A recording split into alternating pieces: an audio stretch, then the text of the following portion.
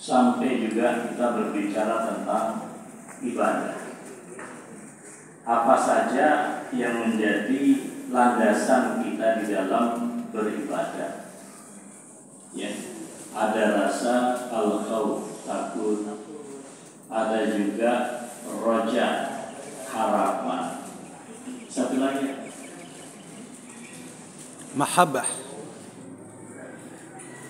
khauf, roja, mahabbah. itu mahasiswanya kok nggak ada yang nyebut? Mahabbah. Pak Sofian apa Pak Sofian ini biasanya catatannya lengkap ini Pak Sofian. Wah, ini ujian tengah semester sudah bisa kata.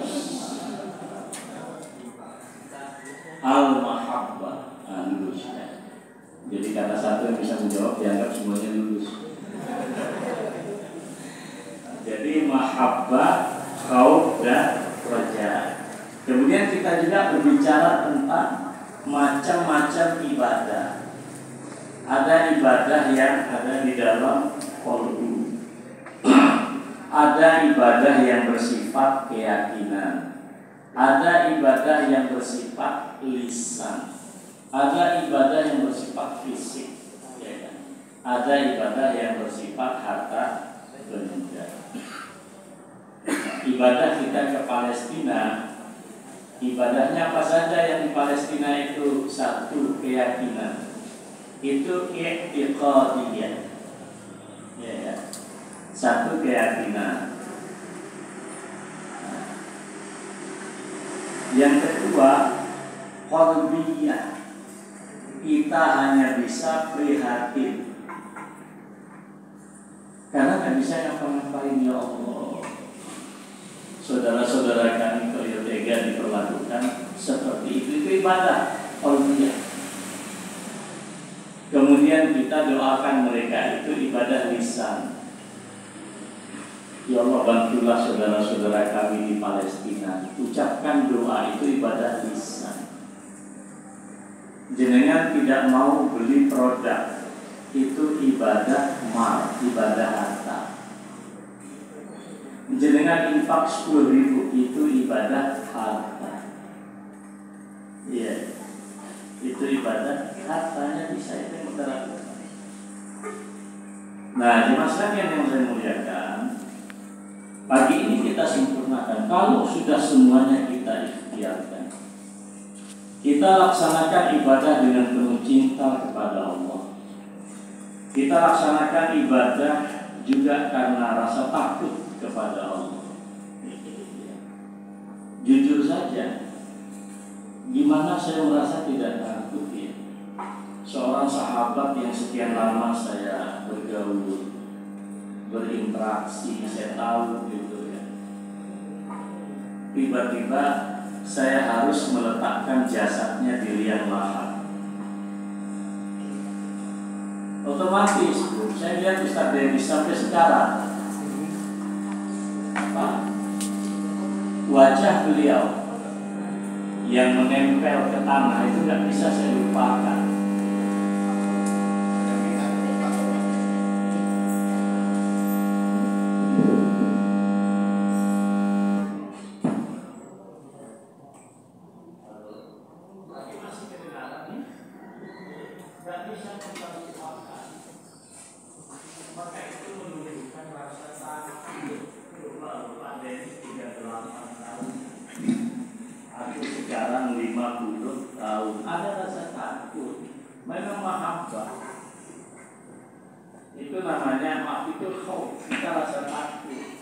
Mendengar berita kayak begini, ini masih penting ini.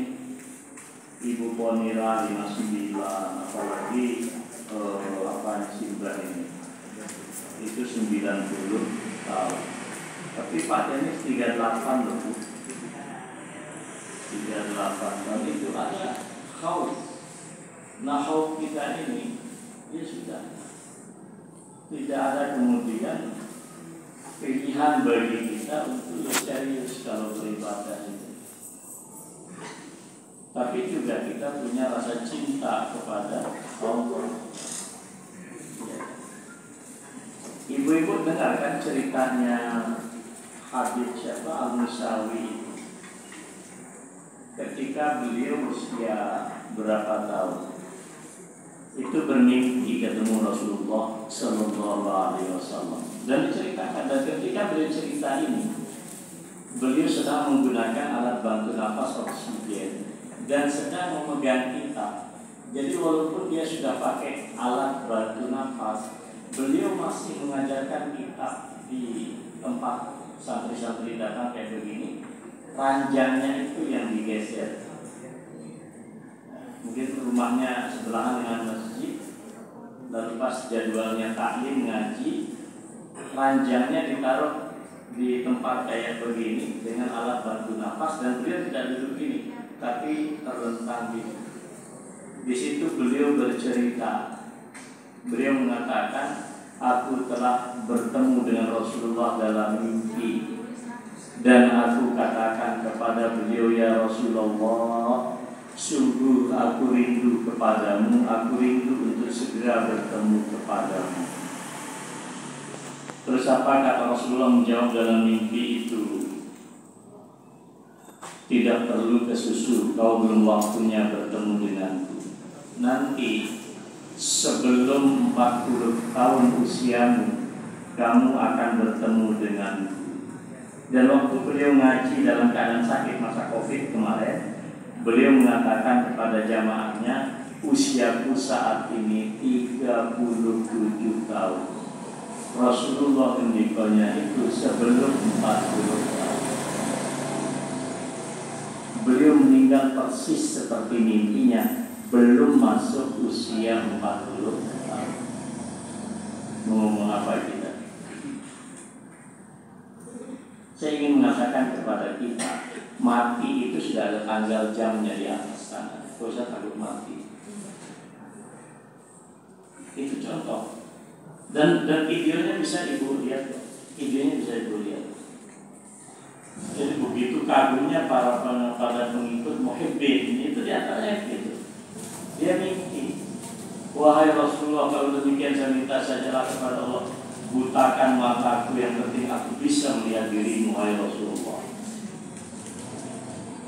Dan dia wafat persis seperti ucapan Nabi dalam mimpi, sebelum kamu 40 tahun kamu akan bertemu dengan. Jadi sudah jelas itu. Jadi saudara sekalian yang saya hormati, ini ada rasa cinta yang luar biasa untuk maka Allah menyatakan, ya, Rasulullah menyatakan, man ahabballahu, man ahabba liqa Allahi ahabballahu liqa. Seorang yang cinta bertemu dengan Allah, maka Allah pun cinta bertemu dengannya. Ibu bapak lihat yang kemarin Pak Jokowi mengundang 3 capres waktu makan siang. Coba lihat, itu kan kita harap-harap, saya harap itu, karena itu suasana sudah panas, ya kan? Jadi ketika 3 calon presiden diundang makan siang, ada suasana aktif, kita pun senang, siapapun pilihannya, tapi ada rasa senang. Dan kita lihat wajah-wajah 3 capres itu pada sumringah. Itu baru ketemu Jokowi, disiapkan oleh timnya, ya, tanpa dikomando. 3-tiganya menggunakan baju batik para wisata. Sampai segitu para ahli menganalisa. Lihat wajah-wajah mereka senang. Itu baru ketemu Pak Jokowi. Ya. Pengantin putri yang sedang di pinggir, kita semua pernah mengalami. Biasanya ketemu, tapi biasanya seminggu sebelum acara Jokowi nggak boleh ketemu. Itu calon pengantin bisa mimpi ketemu setiap malam itu. Nggak begitu rasa rindu. Itu baru dengan makhluk. Bagaimana dengan Allah? Nah, itu biasa saja. Maka tadi Habib Al-Musawi menurut saya luar biasa. Dan ingat, Rasulullah mengatakan almar'u man ma'aman ahabba. Nanti seseorang itu akan dikumpulkan di surga oleh Allah bersama siapa yang dia cintai. Nah sekarang ibu-ibu harus pintar ini manajemen cintanya nih. Cintanya kepada siapa? Iya. Nah, harus jelas karena nanti di akhirat ujungnya dikumpulkan. Nah, jadi kita kemudian berada kita berharap. Nah sekarang pembahasan kita jangan sampai kemudian ibadah yang kita lakukan dengan penuh cinta, harapan kepada Allah, gitu kan? Harapan kepada Allah, harap itu ya, harapan paham. Orang diletakkan di liang lahat. Ada hadis Nabi, istaghfiru li mautakum was'alu lahu tasbih. Mohonkan ampunan bagi mayit yang kalian tanam dan mohonkan kepada Allah agar dia sabar, agar dia teguh pendirian ketika berhadapan dengan munkar dan nakir. Kalau di dunia Ustaz Denis itu hafal semua itu karena beliau ada taklif, tapi tetap saja ketika beliau kita letakkan di situ, kita tetap memintakan ampunan dan memohonkan sabar. Itu roja. Jadi saudara sekalian, termasuk selawat kita Allahumma sholli ala Muhammad wa sallim tasliman katsiran. Itu pun juga doa. Apakah Nabi memerlukan doa? Sebetulnya secara personal yang telah diampuni oleh Allah, Nabi pribadi tidak butuh. Tapi kita yang betul, ibarat orang ngisi ember pakai air terang, ember itu sudah penuh. Cuma kita ingin dapat limpahan. Nah limpahan itulah sholawat salam yang kita baca kepada Nabi kembali kepada kita. Maka Nabi bilang, kalau mengucapkan selawat dan salam sekali, Allahumma sholli ala Muhammad, satu, Allah kembalikan ruh kepada Nabi. Langsung Nabi menjawab, selawat dan salam juga untuk wahai umatku. Yang kedua, jawabannya kata Nabi bukan sekali. Jadi Allahumma sholli ala Muhammad, dari langit sana kemudian tempat yang tinggi yang kita tidak tahu, Allah menjawab selawat salam kita 10 kali. Selamat untukmu, selamat untukmu. Ini ngomong Allah. Makanya Allah innallaha wa malaikatahu yusholluna 'alan nabi ya ayyuhalladzina amanu shallu 'alaihi wa sallimu taslima. Kita mengharap curahan, kita mengharap limpahan. Limpahan itulah yang disebut dengan syafaat. Nah, agar semua itu dapat kita raih, maka dijaga juga. Bisa saja tidak dapat diraih bata. Nah, ini kita baca sekarang pagi ini. Nah, jamaah sekalian yang saya muliakan, ketika syahadat tauhid kita baik, ibadah kita baik paripurna dengan semua yang sudah kita jelaskan, lisan kita, pikiran kita, fisik kita, gitu kan, perasaan nurani, kolbu kita semuanya beribadah kepada Allah. Maka jangan sampai semuanya itu sia-sia. Karena ada beberapa persoalan juga yang terkait dengan pribadi kita, perilaku kita, yang kemudian sangat riskan, membatalkan ibadah yang kita sudah lakukan, sia-sia di hadapan Allah. Nah, pertama, ini penting, syirik. Ada perbuatan syirik. Nah, silahkan dicatat. Perbuatan syirik ini sampai ditulis secara khusus oleh Allah di dalam surat An-Nisa ayat 48. Kita baca An-Nisa 48. Innallaha la yaghfiru an yushraka bihi wa yaghfiru ma duna dzalika liman yasha wa man yusyrik billahi faqad iftara itsman mubina. Sesungguhnya Allah tidak mengampuni jika dia disekutukan dengan sesuatu dari ciptaannya.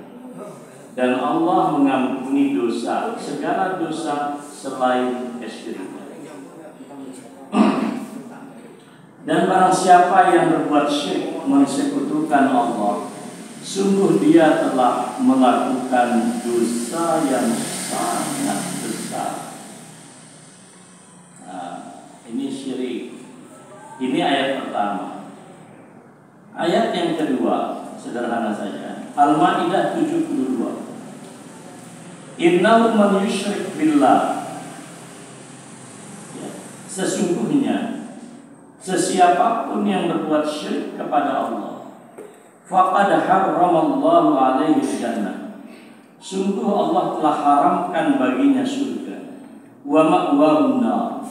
Dan tempat kembalinya ialah neraka. Wa ma lil zalimina min ansar.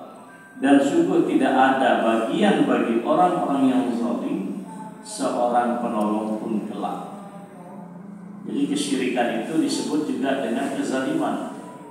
Maka Luqman Al-Hakim berkata kepada putranya, ya kan? Ya bunayya la tusyrik billah. Wahai anakku, jangan engkau mensekutukan Allah. Inna syirka la zulmun azim. Sesungguhnya kesyirikan itu kezaliman yang sangat besar. Nah, ini kesyirikan. Ini penting kita bahas begitu. Maka ya hati-hati, jangan sampai kita terjebak pada kesyirikan. Jadi kalau kita sekarang ini musim hujan ya, kalau ibu berkata saja tipis sekali loh, oh sekarang kita turun hujan, siapa yang menurunkan hujan? Yang sesimpel itu saja. Orang bisa syirik, bisa bertauhid. Kenapa kita hujan sekarang? Ya terang loh. Ini kan bulan November. Iya kan? Padahal faktanya sering juga November nggak hujan. Secara matematika, secara saintifik, memang ada musim-musim yang telah ditemukan secara ilmiah. Tapi sekarang, ketika terjadi perubahan iklim global, musim itu menjadi kacau. Berarti kesimpulannya, hujan itu tidak semata karena musim.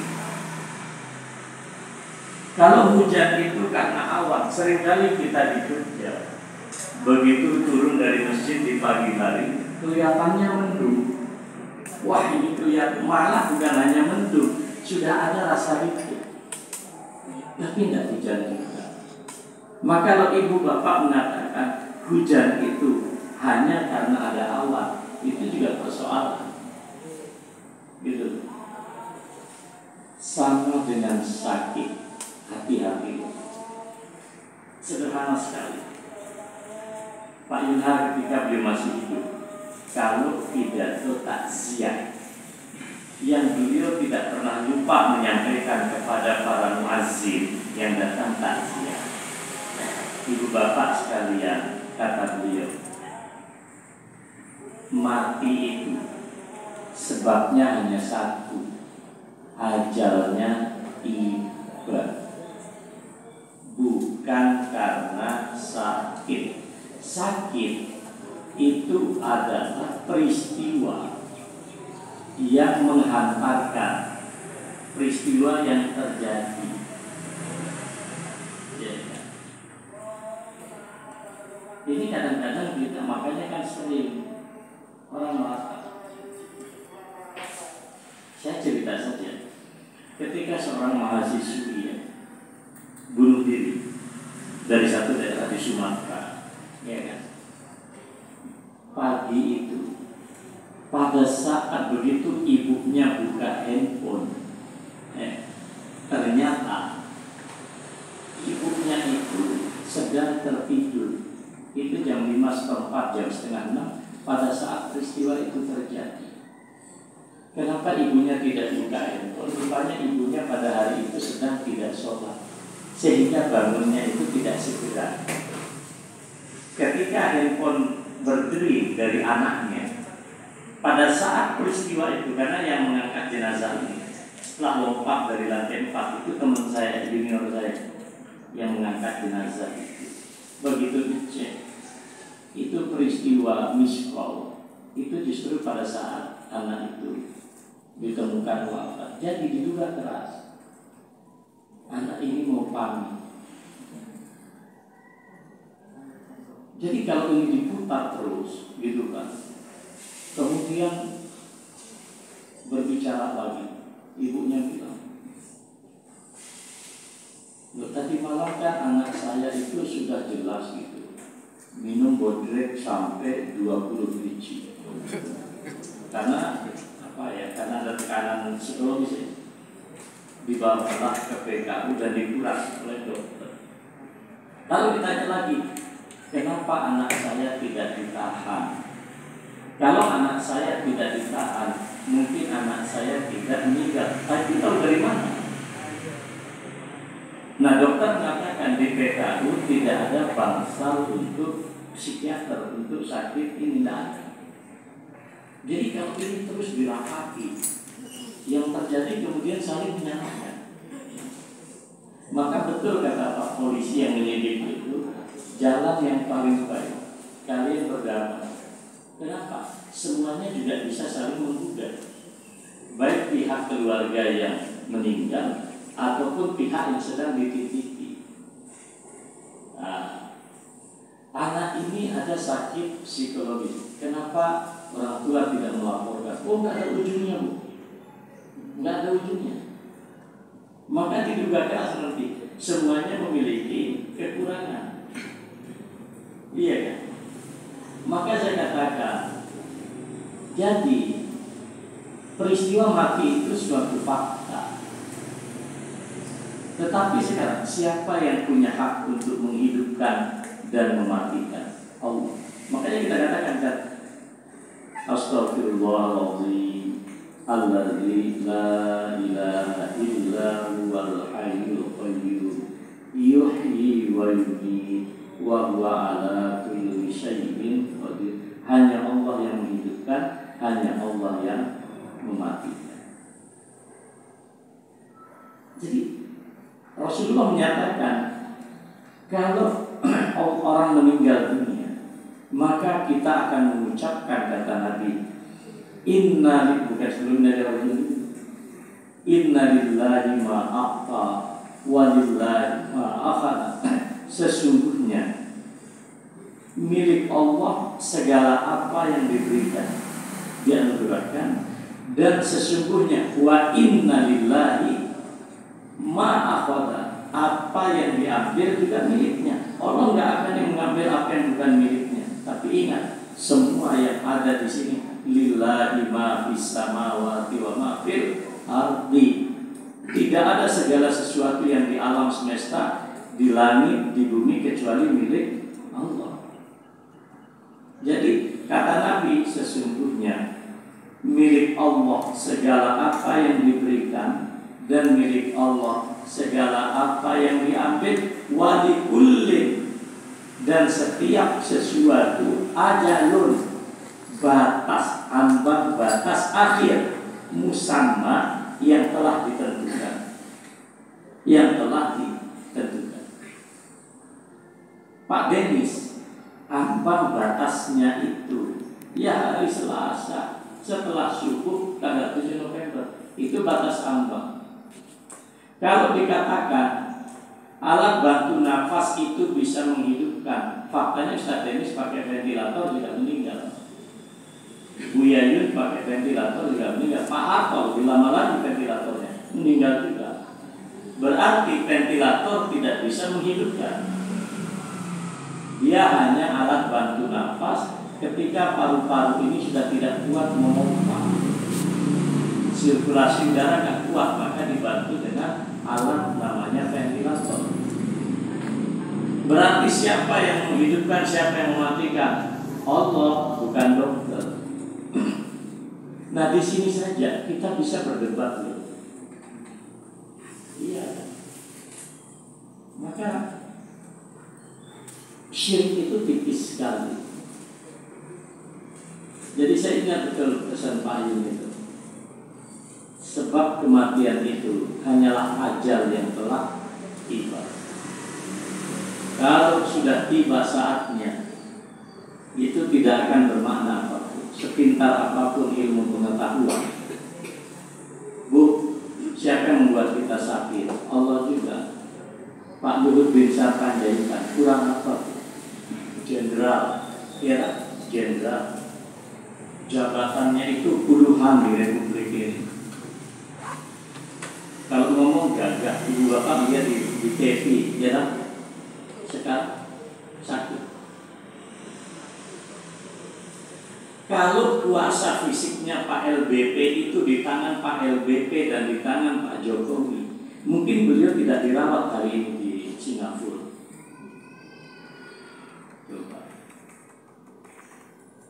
Berarti yang membuat beliau sakit Allah, yang membuat beliau sehat Allah. Loh, buktinya apa? Kurang sampai di Singapura loh beliau berobat. Ternyata juga sampai sekarang beliau jabatannya masih di FOP, masih digantikan jabatan menterinya. Yang jelas gagah itu jenderal. Tahu PSBY ya?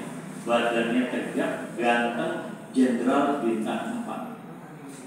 Ketika Bu Ani Yudhoyono meninggal, nangis juga.